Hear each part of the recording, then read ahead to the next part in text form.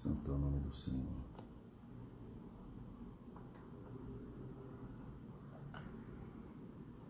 Glória a Deus. A paz, Jones. Deus te abençoe, meu irmão. Faz tempão que a gente não se vê, né?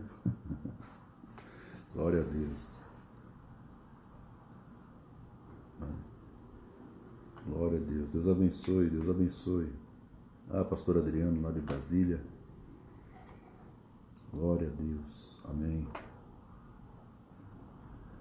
Deus é bom. Deus é bom. Amém. Vamos esperar o pessoal entrando aí. Que nessa live de hoje nós vamos falar sobre um assunto muito forte, porque tem a ver com a nossa identidade cultural, a nossa identidade nacional, na verdade. E eu espero que Deus nos dê graça para falarmos sobre esse assunto, né? Que é um assunto que envolve muita batalha, muita guerra, e nós precisamos ter uma posição, que é numa batalha, meu irmão, a gente precisa se posicionar, não tem jeito, né? Não existe neutralidade numa guerra, né? A gente precisa se colocar como um lado, nós não podemos ficar neutros, né? Na guerra espiritual não tem café com leite, não tem gente que não faz parte da batalha. Por isso Jesus falou várias vezes, né, sobre isso. Ele falou, olha, aquele que não é por nós é contra nós. Então não existe em cima do muro, não existe pessoas que são neutras espiritualmente, né? Jesus falou assim, quem comigo não ajunta, automaticamente está espalhando. Então nós precisamos compreender esses aspectos da guerra espiritual, da batalha espiritual. E o intercessor, ele lida muito com isso, com batalha espiritual. Na medida em que você vai entrar no mundo espiritual para orar, seja por qualquer pessoa, qualquer situação, você vai ter que lidar com esses aspectos da guerra. E a Bíblia, né, o salmista escreveu assim, Senhor, adestra as minhas mãos para a batalha, os meus dedos para a guerra. Ele está falando exatamente isso, Senhor, eu preciso de treinamento, eu preciso de conhecimento, eu preciso de estratégia, eu preciso de armamento, eu preciso de coisas que me levem a ter vitória. E só o Senhor pode me treinar, só o Senhor pode me armar, só o Senhor pode me ensinar, né? O conhecimento vem de Deus e nós precisamos que o Senhor nos ensine. Mas para ser ensinados a gente precisa tomar uma posição, né? Na medida em que o salmista falou, Senhor, adestra as minhas mãos para a batalha, os meus dedos para a guerra, ele literalmente falou, olha, eu tenho a revelação de que eu estou numa batalha, que eu estou numa guerra. Eu tenho essa revelação. E por causa dessa revelação, eu tenho a necessidade de ser treinado. Ou seja, eu não posso entender que eu estou numa guerra e ficar parado, ficar olhando a guerra acontecer. Por quê? Porque se você não é por nós, você é contra nós. É simples assim. Então, se você não está fazendo nada para juntar, automaticamente você está espalhando. Se você não está fazendo nada porque você é a favor do Senhor, então, automaticamente você é contra. Então, numa batalha, a gente não pode ficar neutro. Os neutros pertencem ao inimigo. Essa é a grande verdade. Então, essa noite nós vamos falar de um aspecto muito importante, muito básico, muito forte da batalha espiritual, que tem a ver com a idolatria, né? Porque você que está aprendendo intercessão, você que é intercessor, né? Todos nós precisamos orar uns pelos outros, a Bíblia fala sobre isso. Nós precisamos lidar com a idolatria. A idolatria fala muito sobre a nossa identidade cultural, a nossa identidade nacional do Brasil, né? E Deus vai nos dar graça. Então eu queria fazer uma oração, né? Aproveitando aí esse início, fazer uma oração para a gente poder começar pela palavra de Deus. Então, se você está me ouvindo aí, feche os teus olhos, põe a mão no teu coração, vamos orar. Pai, eu quero abençoar, Senhor, esse tempo que nós estamos aqui estudando a tua palavra. Eu quero implorar ao Senhor que o Senhor traga a revelação que nós precisamos através da unção que está dentro de nós, Pai.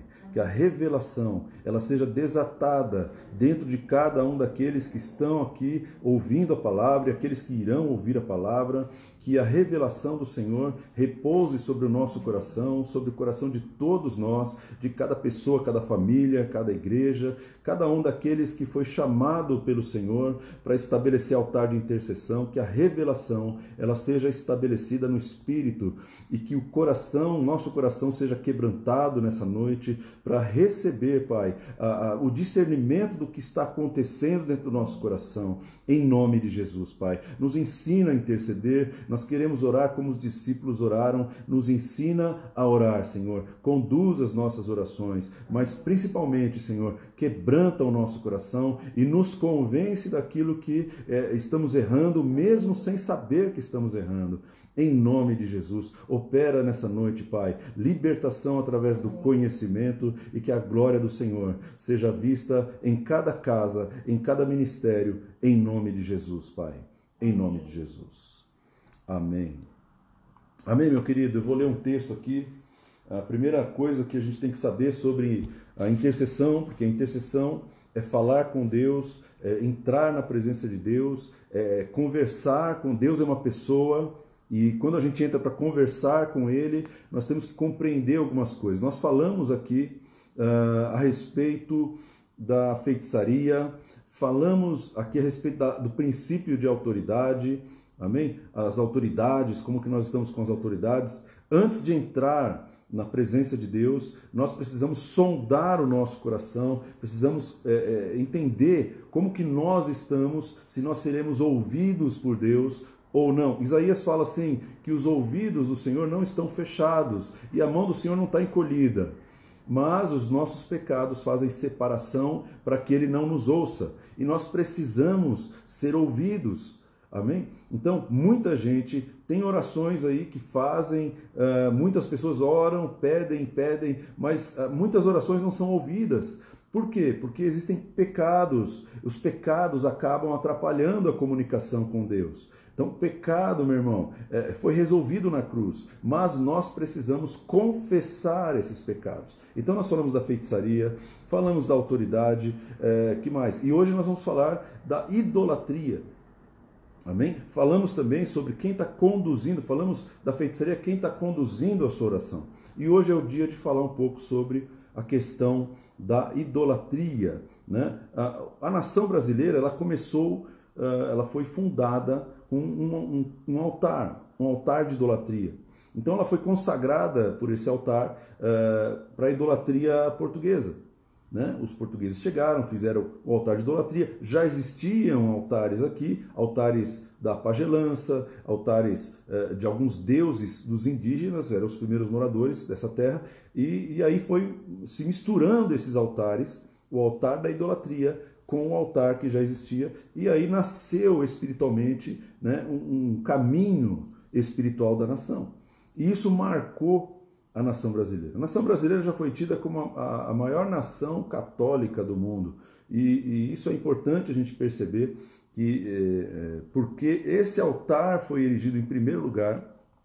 Então, isso criou uma identidade espiritual para o brasileiro. O brasileiro, ele é uma pessoa muito crente, né? Nós acreditamos em muitas coisas, acreditamos em muitos remédios, acreditamos em muitas fórmulas. Se alguém chega agora com esse tempo do coronavírus, a gente vê aí pessoas falando, olha, toma isso, toma aquilo, pega sal, pega alho, pega isso, pega... É porque a gente é muito crente, a gente acredita nisso.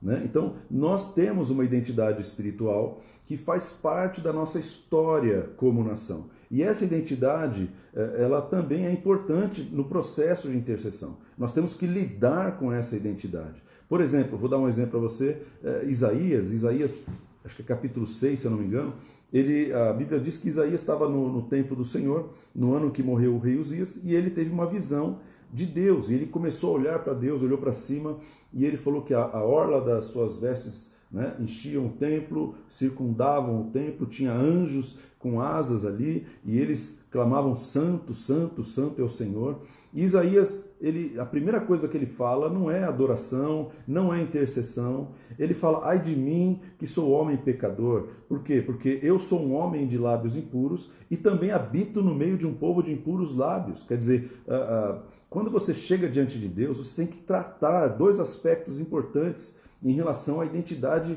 cultural. O aspecto individual, ou seja, eu faço parte de um povo que tem essa identidade, impuros lábios, ou eu faço parte de um povo idólatra. Nós idolatramos tudo, na verdade, idolatramos absolutamente tudo que você pode imaginar. Pessoas idolatram times de futebol, outras pessoas idolatram o presidente da república, outras pessoas idolatram seus pastores, seus apóstolos, outras pessoas idolatram a sua própria família, sua esposa, seus filhos, outros idolatram o dinheiro. Mas uma coisa comum é a idolatria. E nós precisamos tratar com isso antes que a gente comece a profetizar, antes que a gente comece a orar. Por quê? Porque se a gente não se desligar disso, nós teremos problemas. Então eu quero colocar uma base aqui em Deuteronômio 6, 3, se você puder anotar aí, ou depois pegar essa gravação. Deuteronômio capítulo 6, versículo 3, diz assim: ouve, Israel, o Senhor nosso Deus é o único Senhor. Amarás, pois, o Senhor teu Deus de todo o teu coração, de toda a tua alma e de toda a tua força. Esse é o primeiro mandamento. Esse é o primeiro mandamento. E como intercessor, a gente tem que compreender este mandamento de maneira muito forte. Porque o intercessor está na presença desse Deus. Um Deus que não muda. Um Deus que tem uma característica importantíssima, né? Ele é exclusivista. Deus, ele não é alguém que quer que você venha adorá-lo tendo outros deuses no seu coração. Por isso ele fala, eu quero exclusividade. Eu quero que a tua oração seja para mim. Eu quero que a tua alma me sirva. Eu quero que você me ame de todo o coração. Não é de metade do teu coração, nem de 99% do teu coração. Eu quero o teu coração 100%. Então, esse é o primeiro mandamento, né? Êxodo 20, versículo 3 diz assim, não terás outros deuses diante de mim. Se você quer se você quer estabelecer um relacionamento saudável com Deus, você não pode ter outros deuses no seu coração. Essa é a regra, irmão. Essa é a principal regra.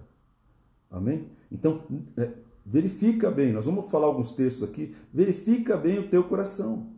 Como que está essa situação, né? Será que Deus é o único?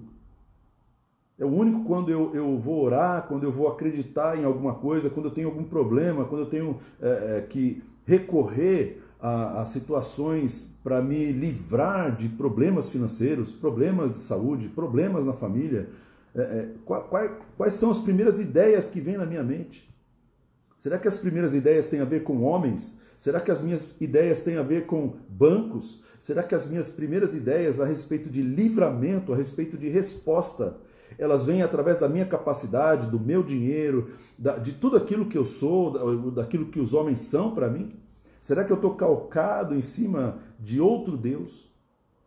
É isso que nós precisamos compreender. Êxodo 22, 20 diz assim, quem sacrificar aos deuses e não somente ao Senhor será destruído.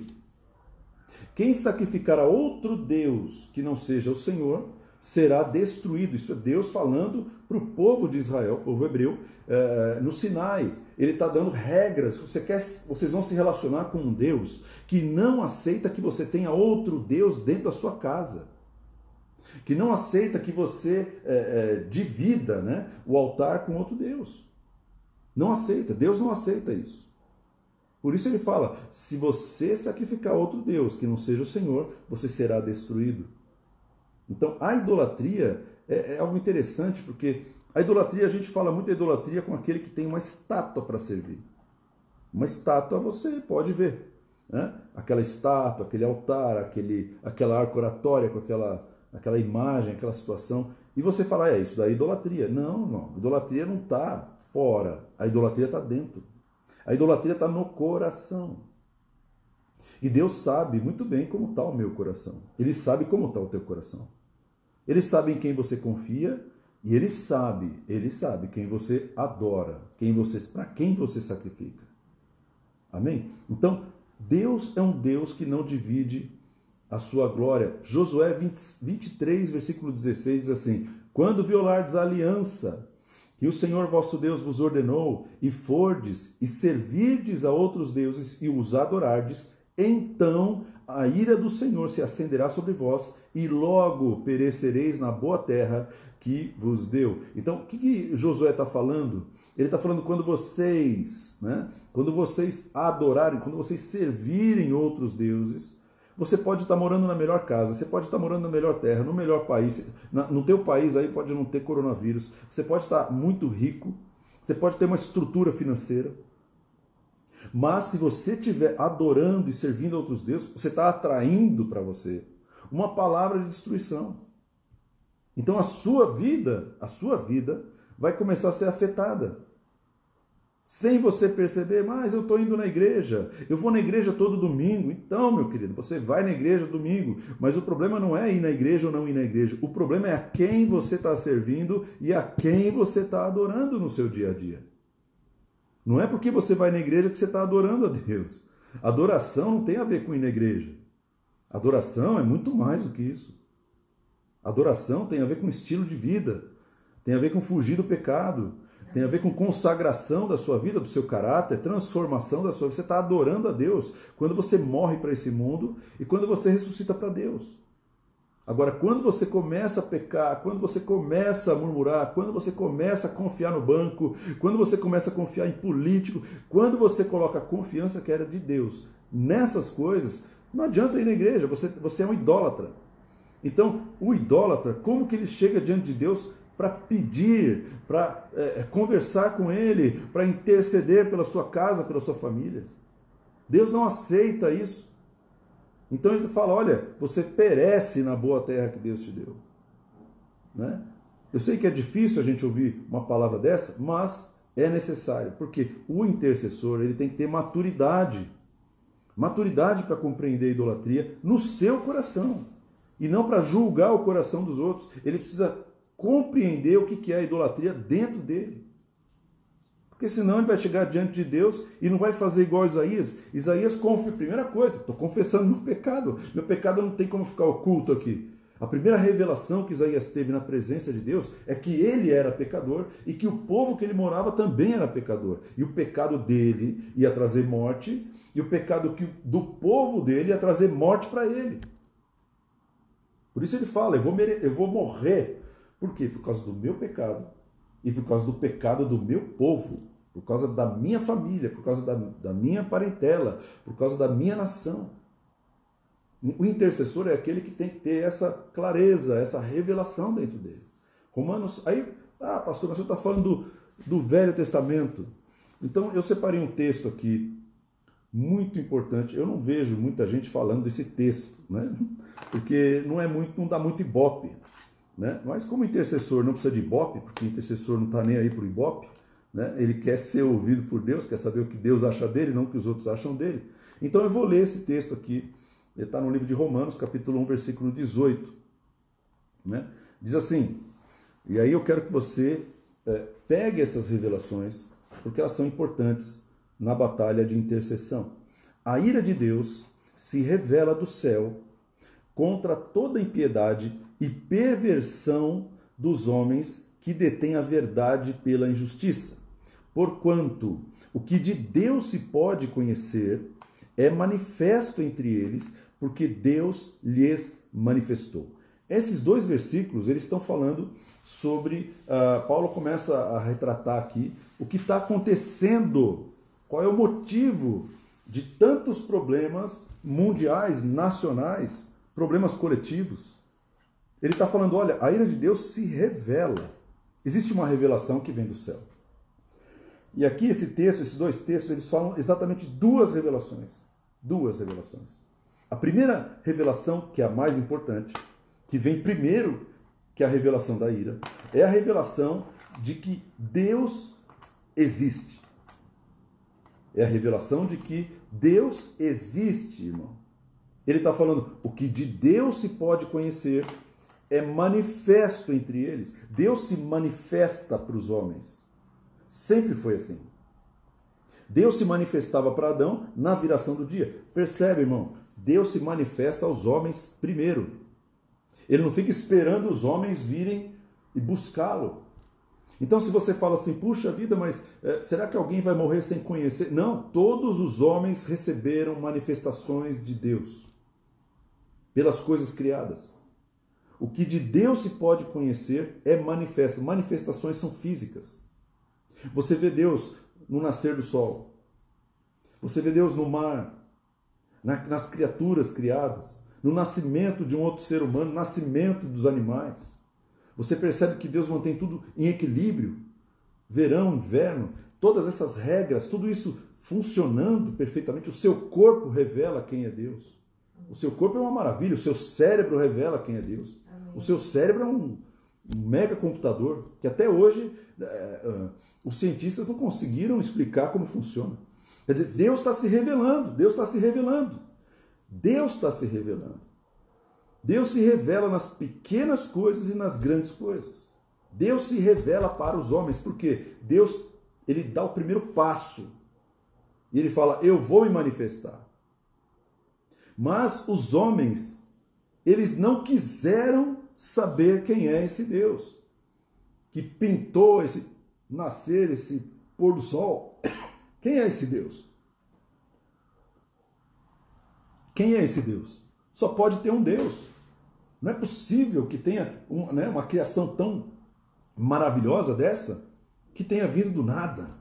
Não, existe uma mente poderosa. Existe alguém que mantém a temperatura da terra. Existe alguém que mantém o mar onde ele está. Existe alguém que faz com que o ser humano consiga ficar de pé.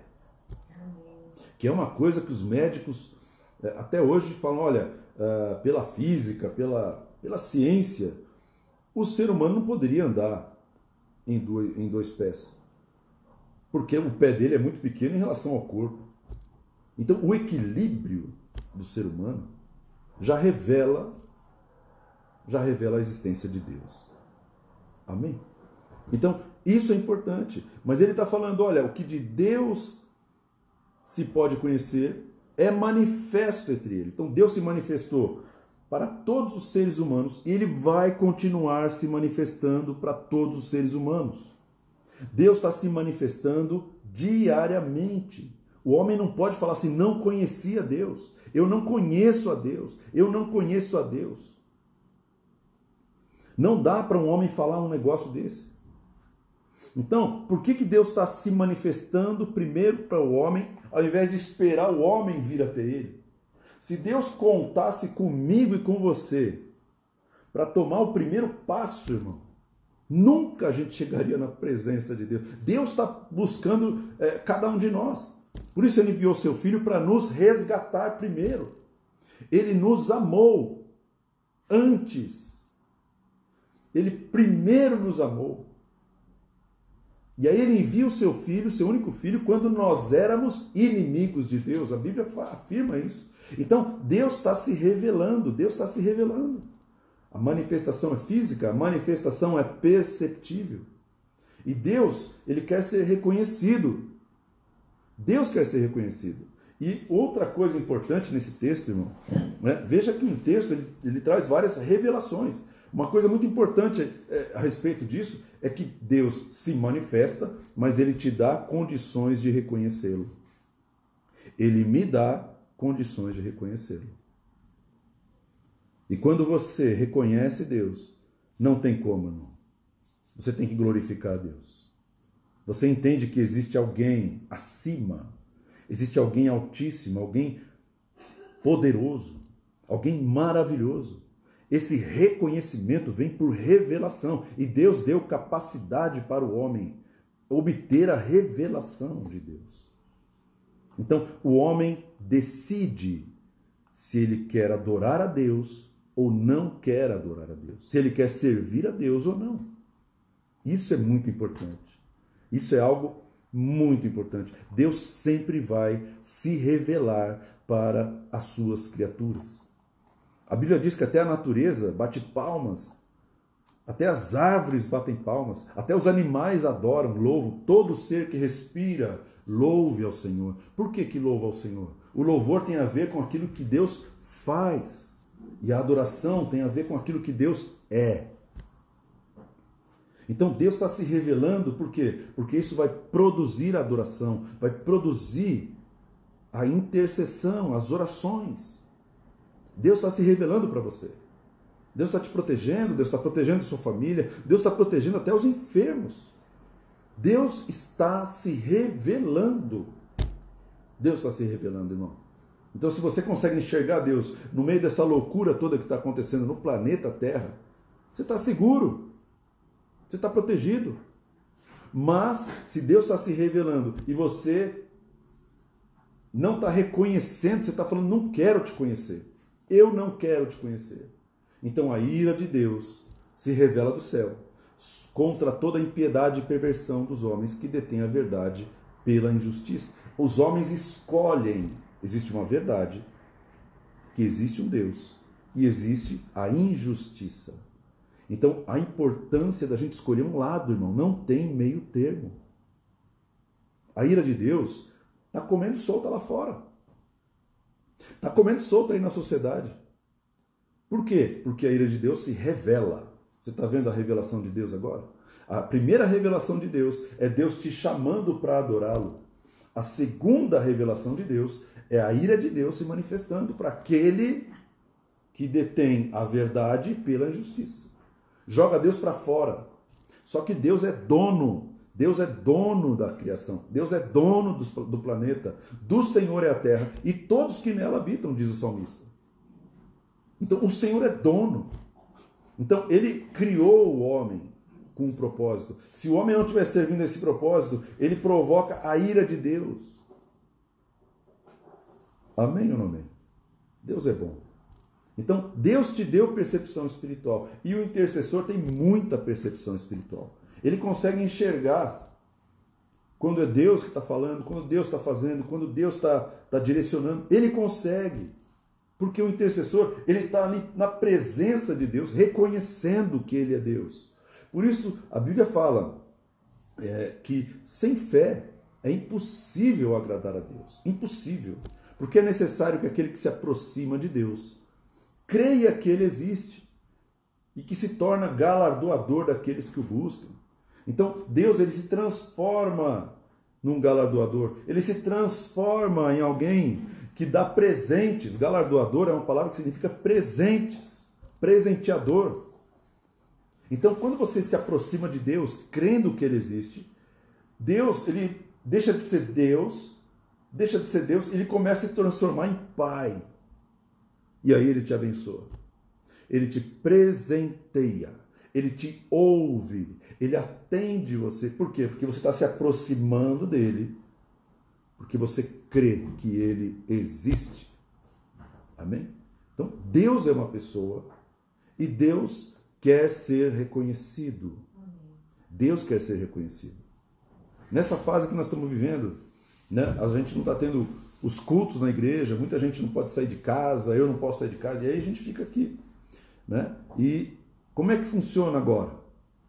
Né? Você que nunca ouviu a voz de Deus, você que nunca reconheceu Deus dentro da sua casa, nunca reconheceu Deus dentro da sua casa, esse é o tempo de você reconhecê-lo.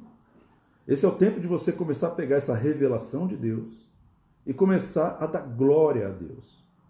A começar a reconhecer, crer que ele existe e começar a se aproximar dele. Porque antes a gente estava se aproximando de quem? Da igreja. A gente se aproxima da igreja, a gente se aproxima da igreja. Agora minha vida vai mudar porque eu estou indo na igreja. Meu querido, se você não estiver se aproximando de Deus, a sua vida não vai mudar. Mas eu estou indo na igreja, Deus. Você tem que se aproximar de mim. Você não pode só frequentar uma igreja. Deus não veio criar religiosos. Deus não veio estabelecer religiosos. Não foi isso que Jesus veio fazer. Deus veio nos tirar da religiosidade. Que diz que conhece a Deus, mas não conhece. Não tem relacionamento, não tem intimidade com Deus. e fica idolatrando a igreja, idolatrando o pastor, idolatrando o apóstolo, não sabe qual é a função dos ministérios, e aí a pessoa idolatra por quê? Porque nós somos idólatras como nação. Idolatria está dentro de nós. Nós brigamos por causa da visão da nossa igreja, brigamos por causa da placa da igreja, brigamos por causa do nosso pastor, do nosso apóstolo, brigamos, enfrentamos uns aos outros. Isso é idolatria, irmão, isso é idolatria. Então, ir à igreja não significa que você está se aproximando de Deus. Por isso, quando a gente olha na igreja, o pastor olha para a igreja e fala assim, puxa, eu queria que todo mundo fosse abençoado. Por que que isso não acontece? Porque a maioria não está se aproximando de Deus. Não está crendo que Ele existe. Está crendo em quem? Está crendo na igreja. Mas não crê em Deus. Então a igreja se transforma numa terceirização da minha fé. Deus precisa da tua fé. Deus precisa do teu serviço. Deus precisa da tua adoração. Deus não precisa da tua religiosidade. Deus não precisa de algo aparente. Deus está olhando para o teu coração, meu querido. Então, Romanos 1, 18 e 19 fala sobre isso. Deus está se manifestando. A ira de Deus está se manifestando. Né? E isso tudo está acontecendo por isso. Romanos 1, 22 diz assim, inculcando-se por sábios, tornaram-se loucos e mudaram a glória do Deus incorruptível, em semelhança da imagem de homem corruptível, bem como de aves, quadrúpedes e répteis. Por isso Deus entregou tais homens à imundícia pelas concupiscências do seu próprio coração, para desonrarem o seu corpo entre si, pois eles mudaram a verdade de Deus em mentira, adorando e servindo a criatura em lugar do Criador, o qual é bendito eternamente. Amém. Então, olha só o que Paulo está dizendo, meu irmão. Paulo está dizendo que pessoas que se consideram sábias, se consideram ungidas, se consideram conhecedores da palavra, essas pessoas, quando tiveram algumas revelamentos, né, eles começaram a mudar a glória de Deus. Ao invés de eles levarem as pessoas, como, por exemplo, se você vai num restaurante, você vai num restaurante e você pede um restaurante chique, né? Esse restaurante chique que é tudo em francês. Você nem sabe o que você está pedindo para comer, você está jogando na loteria ali. Você fala assim, espero que esse prato seja bom, né? Não seja lesma, né? Escargot. Aí você pede lá um prato, pato, não sei das quantas. Aí você pede o prato. E aí um garçom vem, ele está na beca, irmão. Está na beca. O garçom está se vestindo melhor que você. Né? Quantas vezes eu passo por isso todas as vezes, até no Habib's, os caras estão se vestindo melhor que eu. Aí os caras estão lá, tudo terno, gravata, né?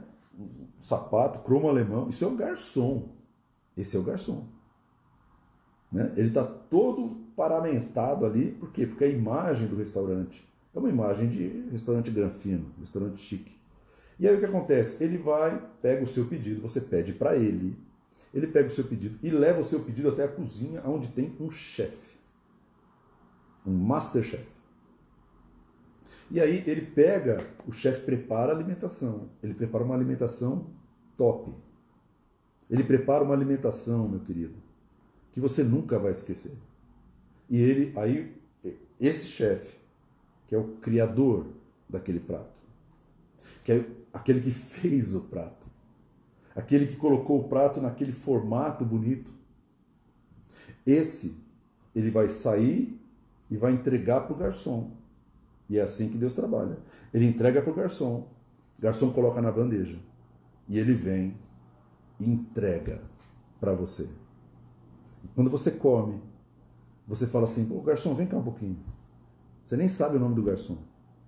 Você vai falar assim, cara, você fez uma comida, cara. Você é top. Você vai falar isso pro garçom? É o que a gente faz. Eu sou um garçom. Você é um garçom. Nós somos garçons. E nós temos que servir aquilo que nós não preparamos. Nós temos que servir, nós servimos a palavra, mas a palavra vem do chefe, irmão. A palavra vem de Deus. A palavra não vem da carne, não vem da minha cabeça, do meu cérebro. Vem de Deus. Então, quando ele fala que mudaram a glória de Deus, incorruptível, em semelhança da imagem do homem, é exatamente isso que está falando. Você está considerando que o garçom é o chefe, é Deus. Você está considerando que o padre é Deus. Você está considerando que os homens são Deus. Os homens são todo-poderosos, os homens são onipresente, onisciente, onipotente. Meu querido, nós somos garçons. Jesus veio para servir como garçom. E ele serviu a palavra. Ele mesmo falou assim: o meu ensino não é meu, mas vem do Pai. Então, quando isso acontece? Mudar a glória do Deus incorruptível em semelhança da imagem do homem corruptível. Isso acontece, meu irmão, quando as pessoas começam a idolatrar o garçom, quando começam a idolatrar o ministro, quando começa a considerar o ministro com a reputação que só pertence ao chefe da cozinha, ao cozinheiro. Aquele que tem a capacidade de criar o prato, aquele que tem a capacidade de fazer todas as coisas acontecerem, é o chefe. E Deus trabalha com garçons. Deus estabeleceu garçons, ministros. Então, o que você considera como ministro na tua vida? Quem você considera como ministro? Agora, eu quero te fazer uma pergunta. Se você é um intercessor, e você tem idolatria no seu coração, você está em curso, nós estamos falando do Novo Testamento, você está em curso exatamente nesse texto de Romanos. Inculcando-se por sábios, tornaram-se loucos. Você se tornou louco. Deus fala assim: esse cara é louco. Ele tá adorando o garçom, ele está adorando o pastor, ele está adorando o profeta, está adorando o mestre, ele está adorando o evangelista, o presbítero, o diácono. Por que ele está fazendo isso? Porque nós temos uma identidade nacional, somos uma nação idólatra. E aí nós deixamos as imagens e colocamos os pastores nos altares. Ou colocamos a esposa no altar, o marido no altar, colocamos o filho no altar. É um Deus. A idolatria está na nossa veia. A idolatria está na nossa veia. E nós precisamos destruir a idolatria. Se você quer criar intimidade com Deus, Deus não aceita corações idólatras. Quer criar intimidade com Deus? Tira a idolatria do seu coração. Tira os deuses que você tem no seu coração. Remove os deuses. Remove esses deuses. Sejam eles quais forem. Meu irmão, eu tive que remover. Eu tinha um Deus na minha vida. Meu Deus era a minha esposa. Aceitou casar comigo. Você acha que eu não vou idolatrar? Idolatrei ela. Até o dia que Deus falou assim: você quer me servir? Então você vai ter que entregar ela. Você precisa entregar ela no meu altar. Se você não entregar ela, eu tiro ela de você. E a minha esposa quase morreu. Várias vezes. E várias doenças. Essas doenças pararam no dia em que eu tirei a idolatria do meu coração.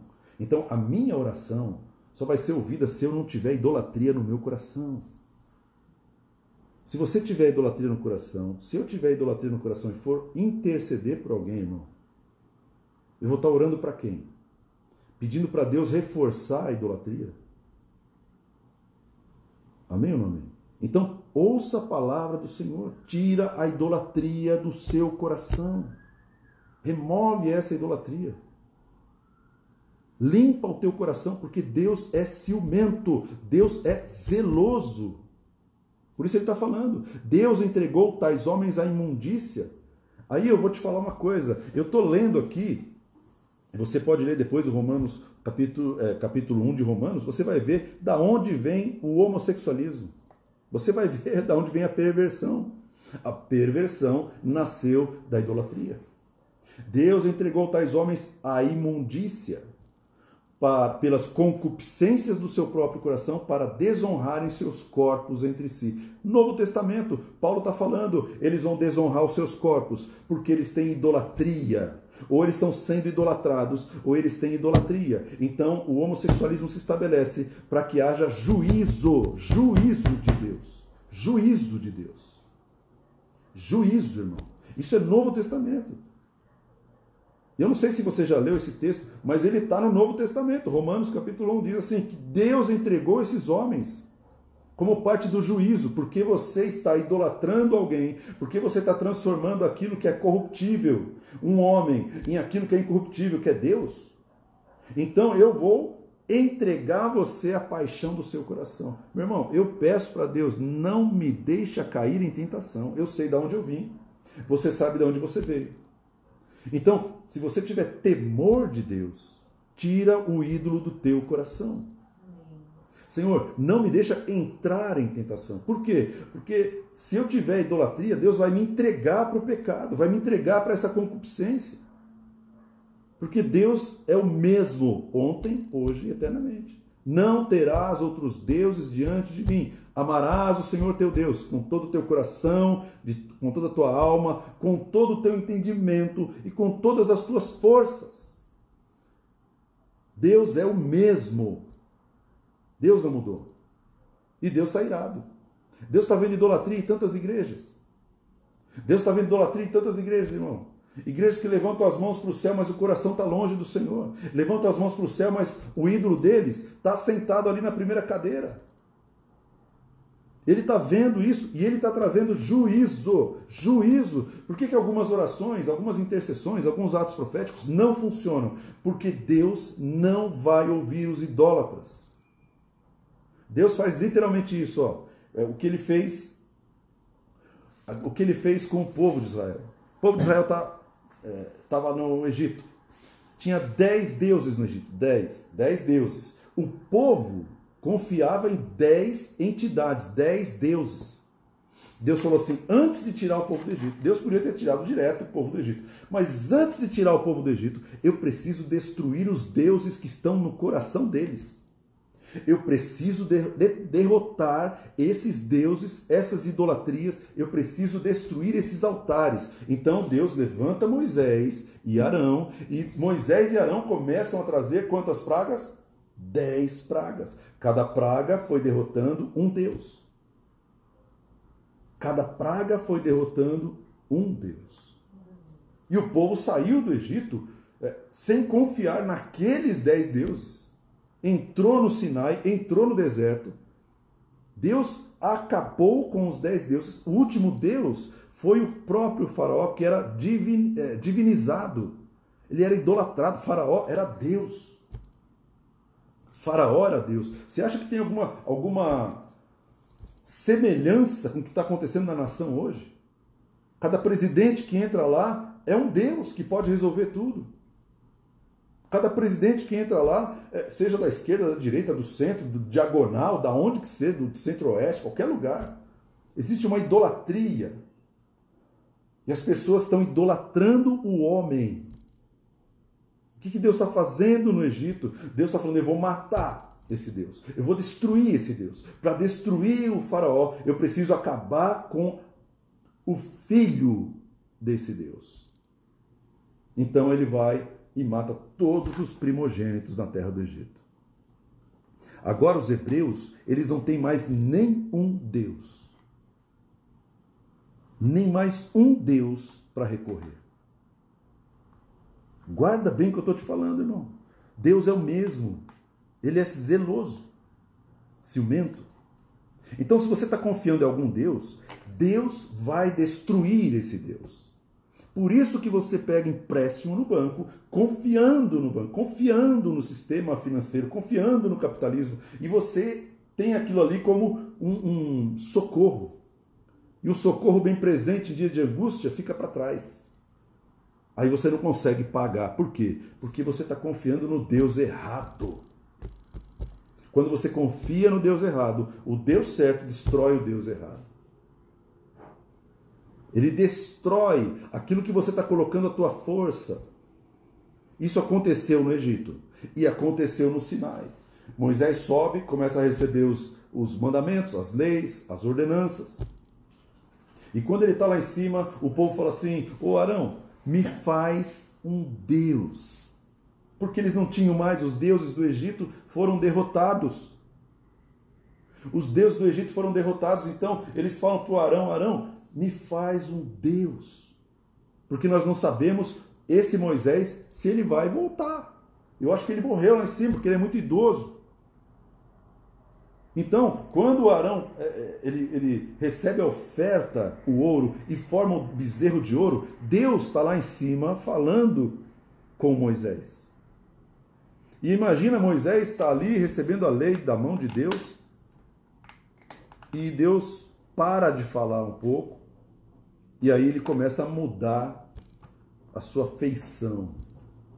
E Deus fica irado. Já viu Deus irado, irmão? Deus fica irritado. Primeira pessoa que vê quando Deus está irritado é o intercessor. O intercessor, ele está na presença de Deus, e quando Deus fica irado, ele é o primeiro a receber aquela ira. E Deus fala assim: eu estou procurando alguém para me segurar. Eu estou procurando alguém para interceder por essa terra, para se colocar na brecha. Eu procuro alguém, um homem. Quando eles fizeram aquele bezerro, ele já estava com um homem na frente dele. Moisés intercedeu pelo povo. Por quê? Porque a idolatria não estava naqueles deuses, estava no coração do povo. Eles saíram, 10 pragas, o mar vermelho se abriu, mas o povo estava cheio de idolatria. Então o que acontece, meu irmão? Se você quer interceder, se você quer orar, estabelecer relacionamento com Deus, você precisa tirar a idolatria do teu coração. Aí Deus fala assim: Moisés, eu vou matar todo mundo, porque a ira de Deus, ela se manifesta. Eu vou matar todo mundo. Eu vou matar todo mundo. E Moisés fala: não, lembra da promessa que o Senhor fez para Abraão, para Isaac, para Jacó. Isso é papel de alguém que é um intercessor, que não está ligado com a idolatria. E a Bíblia diz que Deus ouviu Moisés, ouviu a oração de Moisés em favor daquele povo. 2 milhões de pessoas. Moisés orou por 2 milhões de pessoas. E Deus se arrependeu do mal que ele ia fazer e não fez. Então, como que alguém que está idolatrando junto com o povo pode interceder a Deus, sendo que ele mesmo está idolatrando? Por isso o intercessor tem que limpar o coração. Tem que parar de idolatrar o seu pastor, meu irmão. Tem que parar de idolatrar sua esposa. Tem que parar de idolatrar seu filho. Porque quanto mais idolatria você tiver, menos Deus vai te ouvir. Né? Eu quero encerrar aqui, com 10 minutos ainda, 1 Coríntios 10, versículo 14. 1 Coríntios, Paulo está escrevendo: portanto, meus amados, fugi da idolatria. Foge da idolatria. Fala como a criteriosos. Julgai vós mesmos o que digo. Porventura, o cálice da bênção que abençoamos não é a comunhão do sangue de Cristo? O pão que partimos não é a comunhão do corpo de Cristo? Porque nós, embora sendo muitos, somos unicamente um pão, um corpo, e todos participamos do único pão. Então, como que eu vou fugir da idolatria? Paulo está começando a explicar. Foge da idolatria. Então, eu vou fugir de uma igreja que tem uma estátua. Não, meu irmão, ele não está falando isso. Ele está falando algo totalmente diferente. Ele está falando assim, falo como a criteriosos. Ele está falando para quem coloca uma lupa para enxergar o que está acontecendo de verdade, aquilo que ninguém está enxergando. E o intercessor trabalha muito com aquilo que ninguém está enxergando. Você não está vendo, mas o intercessor está. Deus está revelando para ele. Então ele está falando, julgai vós mesmos o que eu digo. Vocês não tomam o cálice da bênção e vocês não se alimentam do mesmo pão.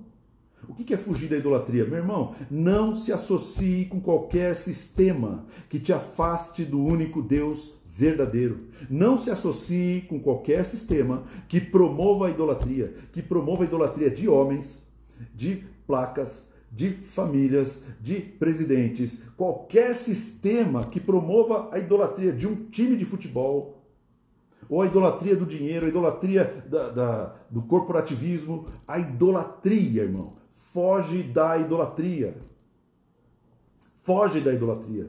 Quando você se associa com aquele grupo, quando você se aliança com aquele grupo, você está se aliançando com a idolatria. E o pecado daquele grupo vai repousar sobre a tua vida. E você será tão culpado quanto eles. Foge da idolatria, meus amados. Foge da idolatria. Foge. Versículo 18 diz assim: considerai a Israel segundo a carne. Não é certo que aqueles que se alimentam dos sacrifícios são participantes do altar? Que digo, pois, que o sacrificado ao ídolo é alguma coisa? Ou que o próprio ídolo tem algum valor? Antes digo que as coisas que eles sacrificam é a demônios que sacrificam, e não a Deus. E eu não quero que vos torneis associados aos demônios. Não podeis beber o cálice do Senhor e o cálice dos demônios. Não podeis ser participantes da mesa do Senhor e da mesa dos demônios. Ou provocaremos a zelos o Senhor. Provocaremos o zelo do Senhor. Acaso somos mais fortes do que Ele? Meu querido, o que ele está falando é que quando você se alimenta de um altar, você se torna participante daquele altar. Quando você se aliança em um altar, você faz parte de tudo que o altar envolve. Por isso ele está fazendo uma analogia com a ceia do Senhor. Então, aquele que se alimenta do sacrifício se torna participante do altar. Nós nos alimentamos do sacrifício, nós nos alimentamos do corpo. Quando tomamos a ceia, estamos participando de um altar, que só existe um Deus. Agora, quando existe um altar, que não é Deus, é Baal, não é Deus, é a empresa, não é Deus, é o carro, não é Deus, tem outro Deus, você se torna participante daquele altar e adorador de um outro Deus. E aí ele está falando, quando você sacrifica nesse altar, você está sacrificando para um demônio. Por isso o intercessor, quando ele vai orar, ele tem que limpar a sua vida. Ele já tem que ter fugido da idolatria. Se você percebe que você está num sistema de idolatria, onde as pessoas não conhecem a Deus, onde as pessoas não estão sendo levadas à presença de Deus, não estão sendo levadas a ter experiências pessoais com Deus. Se você percebe isso, meu irmão, foge. Foge. Não seja participante deste altar. Não participe de um altar que é um altar a demônios. Não participe da mesa dos demônios, senão você vai provocar o Senhor. Você está provocando a zelos do Senhor. Você está fazendo um culto, mas você está provocando a zelos. O Senhor está irado com o teu culto. O Senhor está irado com a tua música, com o teu louvor. Deus está irado. Irado. Por quê? Porque você está idolatrando. Você idolatra alguém. Você idolatra uma teoria. Deus está sendo provocado. Ele não está sendo adorado. Amém? Isso é tão forte. O último texto, em Mateus 4, 8 a 11, fala sobre a tentação. Né? A última tentação de Cristo. Parece até um filme. Né? Mateus 4, 8 diz assim: levou ainda o diabo ao monte muito alto e mostrou-lhe todos os reinos do mundo e a glória deles.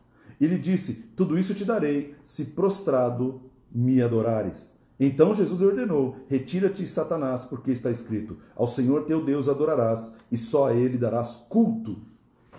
Com isto deixou o diabo, e eis que vieram anjos e o serviram. Percebe, irmão? Jesus foi tentado em algumas áreas. Ele ficou 40 dias no deserto. 40 dias. A Bíblia diz que ele foi tentado em absolutamente todas as tentações que existem. Os demônios vieram para cima de Jesus e começaram a tentá-lo.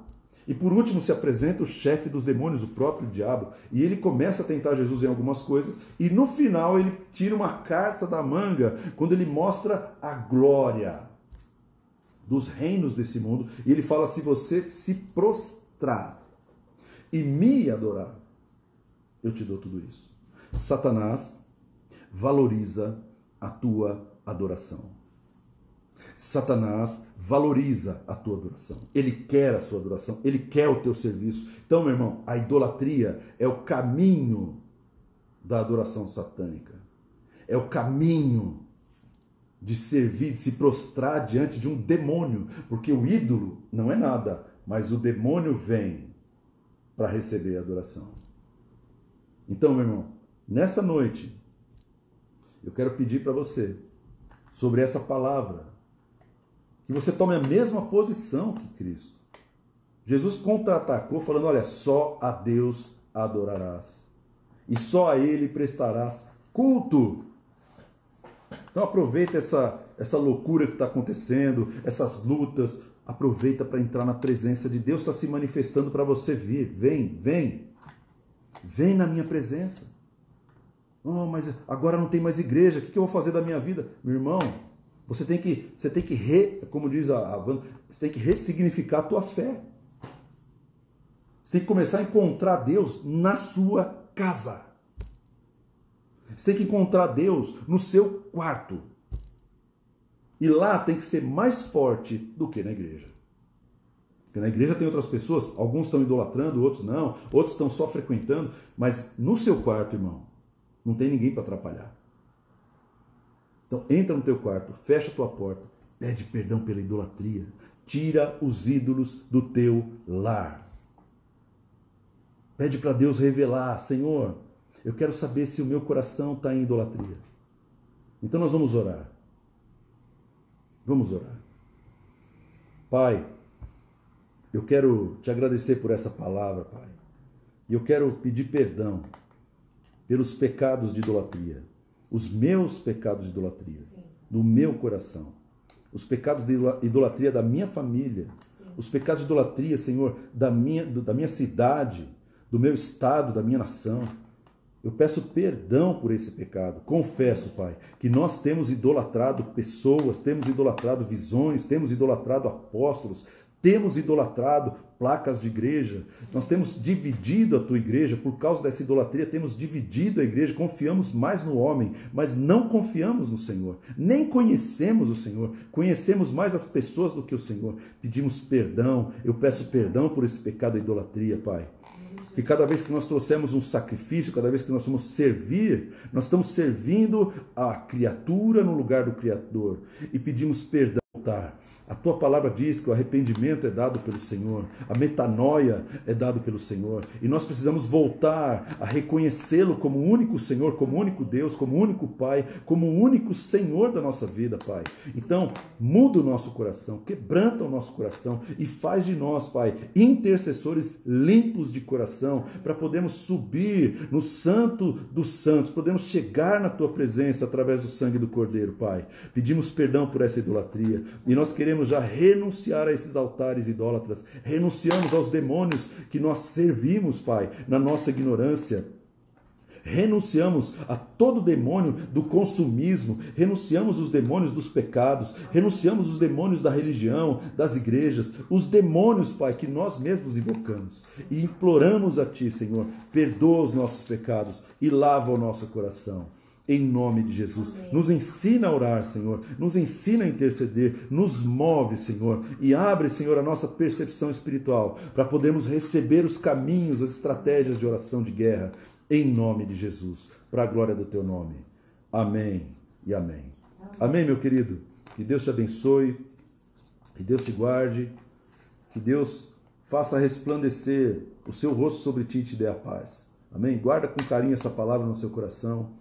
Né? Sonda o seu coração, né? Antes de você olhar o cisco no olho do irmão, tira a trave primeiro, amém? E aí Deus vai te abençoar, Deus vai abençoar a tua vida, vai abençoar a tua casa, vai fazer igual Ele fez com Jesus. Os anjos vieram e serviram Jesus, porque Ele resistiu à tentação, Ele renunciou à idolatria, Ele usou a palavra e falou assim, eu não aceito adorar dois deuses.